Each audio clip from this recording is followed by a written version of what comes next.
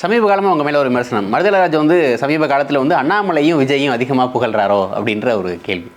இல்லை, அரசியலை என்னை பொறுத்தவரை அவர்கள் தொழில் முனைவோர் போல அரசியல் முனைவோர்கள். அவர்கள் அரசியலுக்கு வர்றாங்க. திரு விஜயனுடைய நோக்கம் 200 கோடி பிஸ்னஸ் பண்ணக்கூடிய ஒரு நடிகராருன்ட்டு ஒரு டாப் ஸ்டார், நான் மக்களுக்கு எனக்கு பெரிய உச்சத்தை கொடுத்திருக்கிறார்கள் மக்கள், அவர்களுக்கு நான் தொண்டு செய்ய விரும்புகிறேன் என்று சொல்லி வெளிப்படையாக கொள்கைகளை பிரகடனம் செய்து ஒரு மாபெரும் இளைஞர் படையோடு களத்திற்கு வருகிறார். அப்படி முளைக்க முயற்சிப்பவர் மீது என் கருத்து வெந்நீரை ஊட்டுவதற்கு நான் விரும்பவில்லை. அவர் வரட்டுமே, மக்கள் தீர்மானிக்கப் போகிறார்கள்.